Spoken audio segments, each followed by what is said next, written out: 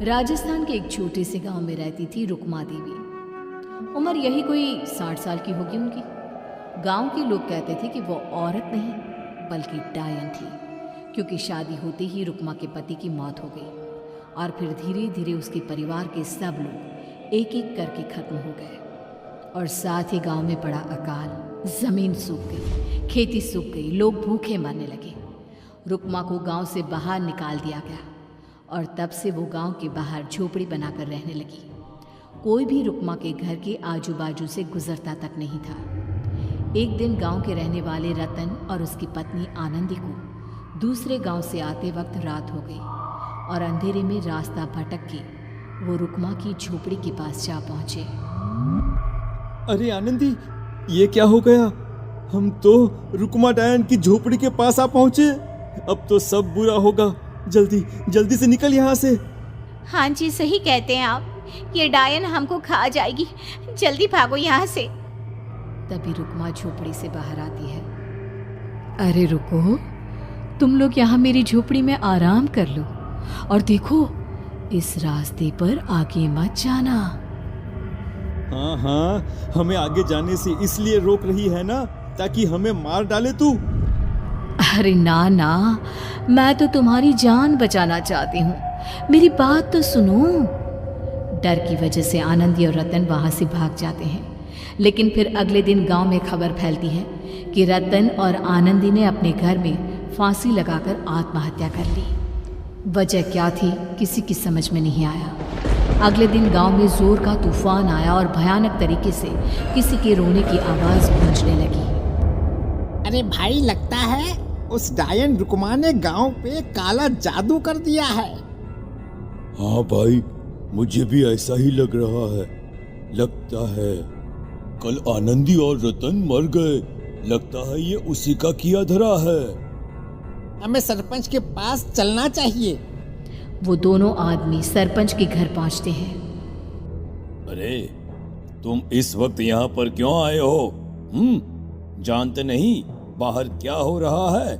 कितनी डरावनी आवाज गांव में गूंज रही है। बस मालिक, किसी तरह आ गए। पूरे गांव वालों की जिंदगी का सवाल है। अरे मालिक, ऐसे तो सब एक एक करके मर जाएंगे। तो क्या चाहते हो? क्या किया जाए? मालिक, हमें रुक्मा को मारना होगा। अरे जब तक वो डायन गांव में जिंदा रहेगी, तब तक गांव में ये सब होता ही रहेगा।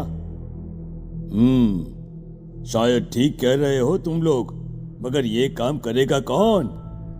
मालिक, अगर आप कहे तो हम दोनों मिलके इस काम को अंजाम दे दे। बस आपको हमें यकीन दिलाना होगा कि हम पकड़े नहीं जाएंगे।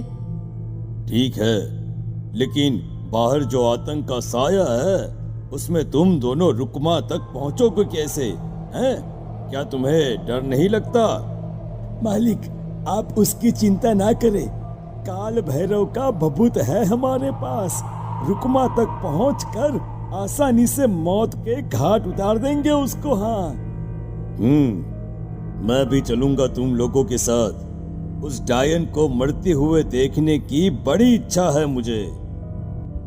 सरपंच उन दोनों लोगों के साथ गांव के बाहर की तरफ चल देता है। गांव में घनघोर काली रात पसरी हुई थी और दिल दहलाने वाली चीख की आवाज माहौल को बेहद खौफनाक बना रही थी। हाथ में काल भैरव का भभूत लिए वो तीनों रुक्मा की झोपड़ी की तरफ जा रहे थे। वहां पहुंचने के बाद, ये लो खंजर और पार कर दो इस डायन के कलेजे के अंदर। मालिक, आप बस यहीं खड़े होकर नजारा देखो, आज ना बचेगी ये।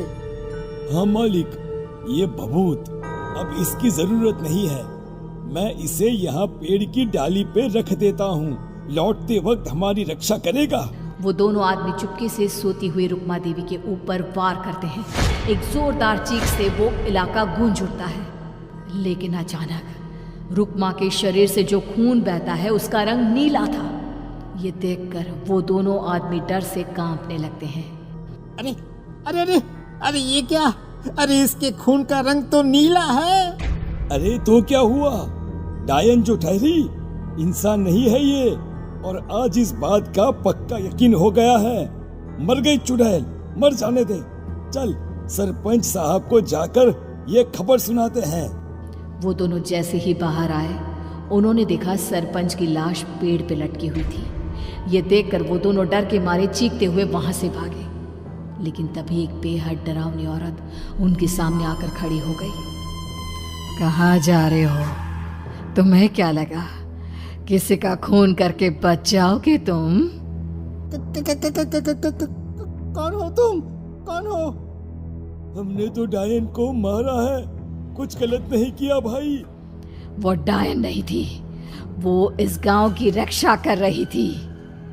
तुम कौन हो और तुम्हें कैसे पता वो कौन थी? उसने रतन और आनंदी को मार डाला।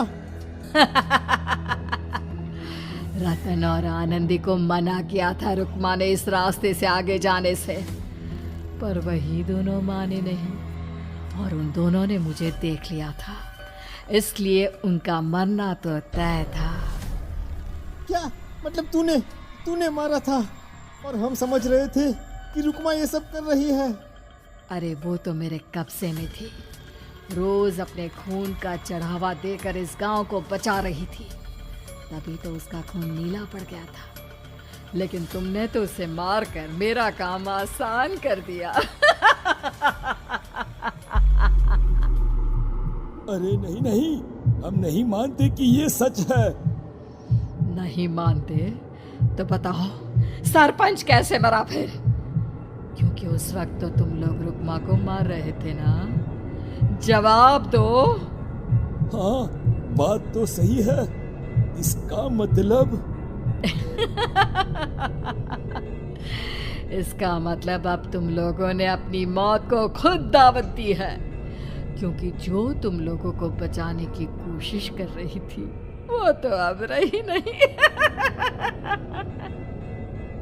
अरे लेकिन कौन है वो जो हम लोगों को मारना चाहता है? आत्मा, रुक्मा के घर वालों की आत्मा। वो लोग कोई आम आदमी नहीं, खूनी भेड़िए थे और रुक्मा ने उनका ये राज जान लिया था। रुक्मा के अंदर शक्तियां थी जिसके चलते उसने उन सबको खत्म कर दिया। क्या? अरे लेकिन पूरा गांव तो समझ रहा था कि रुक्मा अपने घर वालों को खा गई। खा रुक्मा नहीं, मैं आ गई। क्योंकि असली डायन मैं हूँ और अब कोई नहीं बचेगा इस गांव में, कोई नहीं। भागो तुम दोनों। वो दोनों आदमी पागलों की तरह भागते हुए गांव पहुंचते हैं। वहां देखते हैं कि पूरा गांव खुद की नदी बन चुका था। हर तरफ लाशें ही लाशें पड़ी थी और रुक्मा के मरे हुए घर वाले उन लाशों को खा रहे थे। कुछ देर के बाद उन दोनों का भी वही हाल हुआ।